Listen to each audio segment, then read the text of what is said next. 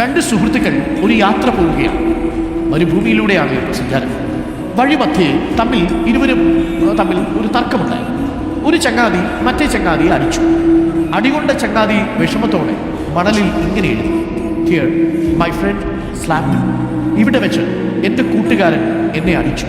എഴുതിയത് എവിടെയാ? മണലിൽ. വീണ്ടും യാത്ര തുടർന്നു. അവർ ഒരു വെള്ളക്കെട്ടിനടുത്തെത്തി. നേരത്തെ അടികൊണ്ട സുഹൃത്ത് വെള്ളക്കെട്ടിലേക്ക് ഇറങ്ങി. പെട്ടെന്ന് അയാളുടെ കാൽ വഴി വെള്ളത്തിലേക്ക് ആണ്ടുപോകാൻ തുടങ്ങി.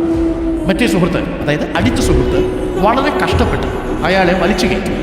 ജീവൻ തിരിച്ചു കിട്ടിയ അയാൾ തൻ്റെ സഞ്ചിയിൽ നിന്നും ഒരു ഉളിയെടുത്ത് അടുത്തുള്ള പാറയിൽ ഇങ്ങനെ കുത്തിവെച്ചു.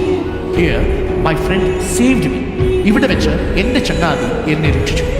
അതുകൊണ്ട് അടിച്ച കൂട്ടുകാരൻ ചോദിച്ചു, എടാ, നിന്നെ ഞാൻ അടിച്ചപ്പോൾ നീ മണലിൽ എഴുതി, രക്ഷിച്ചപ്പോൾ നീ പാറയിൽ കുത്തിവെച്ചു, എന്താ അങ്ങനെ? അപ്പോൾ മറ്റേ ആൾ പറഞ്ഞു, എടാ, കിട്ടിയ അടികളുടെ എണ്ണമല്ല മണലിൽ എഴുതിയാൽ, എന്നാൽ കിട്ടിയ അനുഗ്രഹങ്ങളുടെ അനുഭവങ്ങൾ പാറയിൽ കുത്തിക്കുന്നു. കാറ്റിനോ കാലത്തിനോ മായ്ക്കാനാവാത്ത വിധം. പ്രിയപ്പെട്ട പ്രേക്ഷകരെ, നല്ല ഓർമ്മകളെ മാത്രം സൂക്ഷിക്കുക. അത് കല്ലിൽ ഇങ്ങനെ ആഴത്തിൽ കുത്തിവെക്കുക. ബാക്കിയുള്ളതൊക്കെ കാറ്റ് കൊണ്ടുപോകണേ, അത് മണലിൽ എഴുതി